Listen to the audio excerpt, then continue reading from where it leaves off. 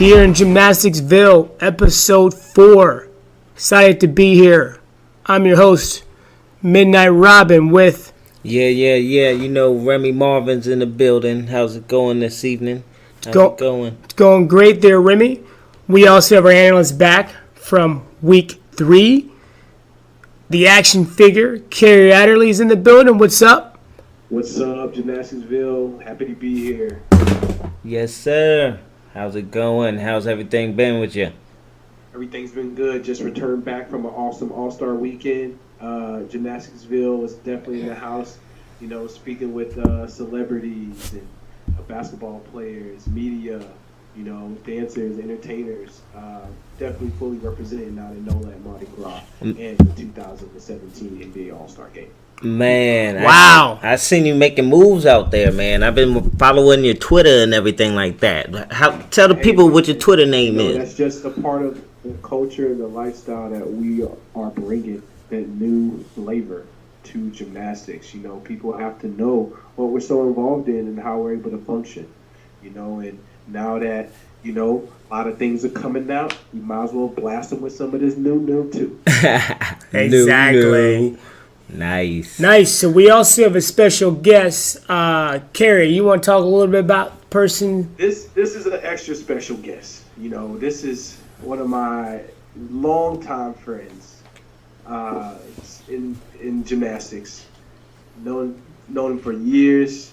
We went to college together. He was one of my roommates. He was also roommates with, you know, Olympic champion Paul Hahn and Olympians Morgan Hahn, Raj Bhavsar. He's very influential in training and helping all of us, you know, as we're all training together. You know, 2-time Big Ten Ohio State champion. Also Ohio State alumni. And, I mean, you know, people don't know in the community, they know this guy, Cody Trobaugh. What's up, Cody? Woo-hoo! Hey guys, how's it going? Happy to be on GymnasticsVille. Yeah. Thanks for coming in, Cody. Thanks for coming in. Cody always had the aura, man. Cody always had the aura. When we're out, we always just brought the good time wherever we was at. I was always riding your energy, Kerry. That's all it was. Well, I never knew that because I was just a bad man anyway. So. Okay. Yeah, man, it's just great to have him on. Yeah, Midnight, man. What you got for him, Midnight? Like, we got a lot of topics. Obviously, this episode is not going to cover everything, but what we got in line? Well, for starters, I'd like to, you know, just kind of get caught up to speed with what's been going on with Cody, because we all know him as an amazing gymnast competitor for the Ohio State Buckeye, you know, from Texas. But lately, he's been killing it, really, in the business world. So Cody, tell us a little bit about kind of what you do and kind of that transition and, you know, after you were done and you kind of graduated from Ohio State. Yeah, I think I went through a lot of what a lot of gymnasts go through whenever you spend, you know, day in, day out, essentially a full-time job in gymnastics, and you kind of commit to it. All of your brothers, you know, pretty much your family are part of that, and you know, after you graduate or you retire, you don't really know what's going on. So I wasn't sure what I wanted to do. You know, I wasn't sure. When I was going through school, I knew I wanted to be in advertising, so I kind of jumped into that right after. I did that for about a year, and then I wanted to do a little bit of, you know, acrobats, get back into it. It didn't really work out to move back to Florida, so I got into, I had a friend that was in the mortgage industry, real estate, okay, and I ended up getting into that, and I've actually found, you know, a lot of interest. I think a lot of the things that I had in gymnastics have kind of crossed over into the professional world from, you know, if, you know, day in and day out, you know, the harder you work, the better you get at something, you know. I never look at myself as being the smartest person in the room. I never look at myself as being, you know, the best person at anything, but I just know that if I go in and I work hard, just like we all did in gymnastics, day in and day out, that I'm going to be able to set myself apart in one way or another. And, you know, I've been very fortunate to, you know, get some opportunities to be able to, you know, meet some really good people who have given me some additional opportunities. I moved to Dallas. I ended up in Atlanta, and now I work for an international investment firm doing portfolio management for them. And it's awesome, man. Like I said, a lot of things that I do on a daily basis cross over from what I learned in gymnastics and from, training with you, Midnight Robin and Kerry. And, it's been awesome. So I'm very fortunate at this point in my life, and I just, continue to grind, continue to work hard, and, that's about it, man. That's about what I'm up to. Nice, man. That sounds great, and we're definitely going to look forward to kind of having you on. We're definitely going to have Cody on kind of as an analyst, regular here on GymnasticsVille, because he brings, so much knowledge and experiences on the gymnastics side, but now also on life after gymnastics. But we got one question for you, Cody. Midnight Robin, Remi, Kerry, we're kind of still involved with the sports, world gymnastics on a certain level. What is your view on kind of the world of men's gymnastics right now? And how do you feel about the open code? I think the last time maybe you did gymnastics, we didn't have the open code. And just the crazy difficulty and all that stuff is going on. I mean, how are you looking at that, from afar, Cody? Well, a lot of what's going on right now that I see, I don't understand the code of points. It's gotten a lot more complicated, and you got to kind of think about that from, someone who was close to being a professional gymnast, did it for many, many years. And even from a spectator perspective, it's kind of hard to follow in certain aspects, whenever you're watching it on TV. But, I like the way that it's pushing the limits. The sport has developed. I mean, some of the stuff that you're seeing on high bar nowadays, some of the, I just saw triple Kovacs the other day, or double Kovacs essentially. Yeah. I saw, the guys doing the full twisting O'Neills and things like that. It's absolutely insane. It's definitely pushing the limits. But, I think at the same time, there is a little bit of need for there to be a little bit more understanding of what's going on throughout the entire competition. Obviously, coverage is crucial. It's a complicated sport. Getting an hour every single year doesn't really do it for us. I think the big story right now, a lot of what's going on, what I'm really interested in, I know that what's getting all the coverage is everything that's going on, and worthy coverage, of course, is everything that's going on with women's gymnastics. But, I think since that's getting plenty of coverage, why don't we chat a little bit about what's going on with men's gymnastics and the hiring of the new, what is it, the developmental coordinator? No, it's the high performance coordinator. It's high performance coordinator. So what's the story with, what do you guys think about Brett McClure? Well, it's not necessarily, Brett McClure. I think the question that I have, I wrote a piece on GymnasticsVille about the new hire, which is Brett McClure, the high performance director. But really, it wasn't necessarily about, Brett McClure per se. He's 2004 silver medalist for the Olympic team. I mean, he's had an outstanding career. But I'm looking for the questions, who were the candidates that were also interviewing for the position. And the only reason why is that I just feel that, is there a sense of urgency to win on the U.S. men's side? We just spent the last 8 years off the podium, and to date in U.S. Men's gymnastics history, we have not won a gold medal at a World Championships for team. So we're still looking for that. So there's just a lot of questions. That's all. And sure, that's what we raised, Yeah, I mean, so, Remi, Kerry, I mean, is there anything else in the sense that, there's just a lot of questions in the direction that we're going? I just look at it from a standpoint of, I know the head coach, University of Oklahoma, interviewed for the position. And we also know Brett McClure interviewed for the position. And Brett, outstanding gymnast. Outstanding. He knows gymnastics. Let's not kid ourselves here. Okay, let's not kid ourselves here. Brett knows gymnastics. Okay? You don't accomplish what he's done as an athlete and win championships as an assistant coach for Stanford without knowing your gymnastics. Yeah. Okay? But I'm just looking at we're looking for a system. We're looking for a coach. And there's just a lot of coaches out there, that's been coaching for a long time. That's all that may or may not have been looked over. Were they looking for a person that they could continue the tradition? I mean, they made a change, but was that, like you said, was that really a change? Well, is this The guy who's kind of benefited from their system. Yeah, but the question is, does that position have any power, or will it be someone who controls or drives the success of the program? Who is really in control of that? If we were to name one person, think about the title. If we were to name one person in USA Gymnastics right now, who's got the biggest influence? Oh, over the program? Who's got the biggest influence in the selection?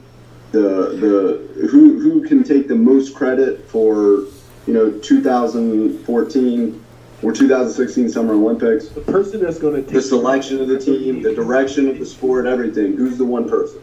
In my opinion, that person is Dennis McIntyre. Okay, Brett McClure. I think we all agree, right? Brett McClure is a successful gymnast. He's done great things in the sport. He's very passionate about the sport. He's done great things in the college world.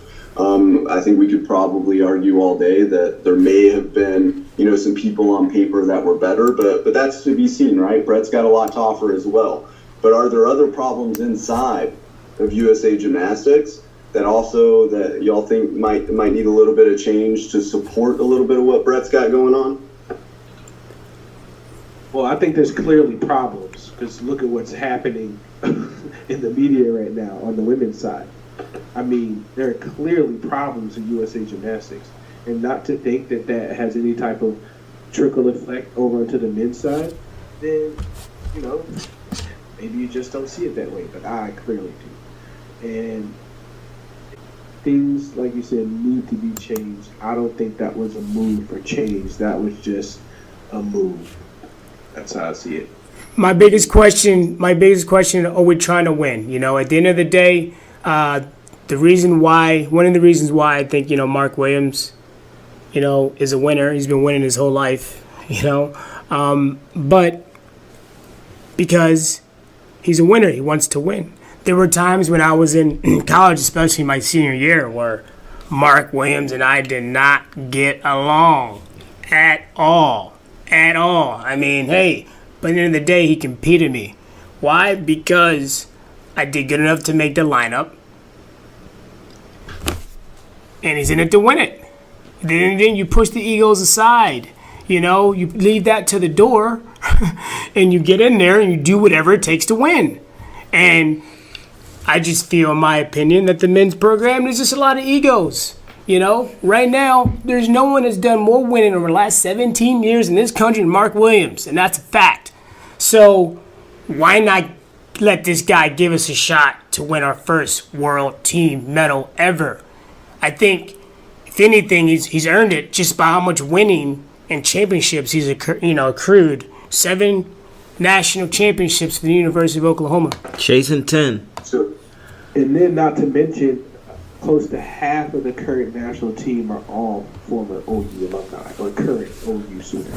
And not only that, but the University of Oklahoma, as of last Saturday at Winter Cup, just put 7 OU guys on the national team out of 15. So they got half the guys, basically, almost half the guys from Oklahoma. So, that's all I'm saying. So what do you think? So let's talk about it. I mean, it may not be obvious to people, So why not Mark Williams? What do you think? Well, why not? Why not? Okay, on paper, why not is because this position, you're required, in a sense, to live in the OTC, where the VP, Dennis McIntyre, lives, and everything happens out of the home base of Colorado, which, yes, on paper, that would, maybe disqualify Mark in that aspect. Maybe he doesn't want to move from Oklahoma. I'm not really sure. But the way I see it is that there's an amazing facility in Oklahoma, and there's an amazing facility at the, OTC. Why not use both? That's all I'm saying. You know what I mean? Why not? Team at the best place. Why not? Where the best coach is. I mean, does Coach K, you know what I mean? Kerry, does Coach K from Duke, does he have to live somewhere else in order to kind of, handle his responsibilities with the USA basketball team? Absolutely not. Come on, Mark has an amazing system. He's proven it. Our system, right? In his system, he does more winning than the U.S. men's gymnastics team system right now. Yeah. I mean, obviously, this is a smaller scale. Mark, NCAA is national. USA Gymnastics is the world. So USA Gymnastics has been in it for longer, and they still haven't done it. I mean, I guess we can count, ones where the Soviets kind of boycotted. You count those. That's not different. Those other guys. That was in 1984. 1984. That was a good team. Good team. Bart Connor, Tim Daggett, all those guys. So let's take it out of the hands of USAG. Do we have the talent to win a gold medal right now? Do we have the talent pool right now to win a gold medal? Yes. Yes, we do. If the right person picked the right team. Yes. Listen. I agree. Over the last, I've been in gymnastics for about 20 years now, okay? And here's the thing. Just if you look at it, the same as you look at the women's program from a talent perspective, okay? And from a talent of coaching perspective, let's just look at it like that. Because how we're going to get there is with the coaching, okay? We have the talent. The talent's here in this country. Just look at the NBA, the NFL, the soccer. There's talent everywhere in America, okay? And all the best coaches, we got the 6-time gold medalist, Vitaly Sherbo, in this country, okay? We got Rustam Sharapov, gold medalist in this country. We have a lot of great coaches in the men's program that produce amazing gymnasts all the time. Just look at the YouTube videos. Go to them. Go to USA Gymnastics. Look at the junior program. It's amazing. So why aren't we winning? Have an issue producing. Come on, we have an issue at the very, very top because of the egos. They get in the way, in my opinion. Get in the way. But some would argue, I think, and to be the devil's advocate here, is that the people at the top aren't on the floor, and we've had an issue with hitting. What do you contribute that to? Well, I just leadership and the NPC and the higher ups not always picking the right teams. Their teams, from my viewpoint, are based on difficulty, and they should be. I'm not saying, hey, we can't, we shouldn't have high difficulty. All I'm saying is that there needs to be more of a balance with getting just some great competitors. Those type of competitors that may not have the high start value, but when it's go time, they may go to another level. And that's something you cannot calculate. Because that's what makes extraordinary performances. So, individualists, we're looking for people who want to be on a team and who want to win. They're looking. Previously, I feel like they were more individualists. Like, yes, they did the hard routines and they were great all-around gymnasts, but when it came to the team, were they sharing it with others? Were they trying to motivate them? I don't know, because I wasn't there. But from the results, yes, we need leadership. That's what Kerry was saying. Leadership and team. There's a lot more that goes into it. It needs to be team-based, Our number one goal really should be about building it to win the team gold medal. I mean, individual medals, they're awesome. Okay, I'm not saying Maryland is awesome. I'm not taking anything away from Maryland. But, there's one thing we have not done. We've won gold medals now and all around. Okay, we've got that. Paul Hum, great job. Extraordinary feat. We did it. Okay, now let's get team.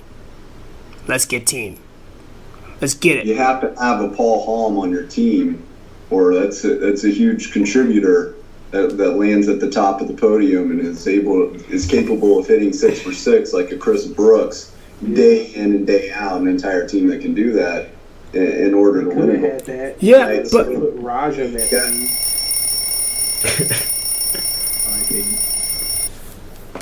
We'll save that for another episode, folks. yeah, we'll save that for another episode. But you're right, and these are all really great questions, everyone, about the state of mini gymnastics in this country. And really, everyone here on the show today are not only fans of the sport, but we did this sport. I mean, we've been involved with the sport for over 20 years, so we have a vested interest in it, and we all talked about it when we were younger.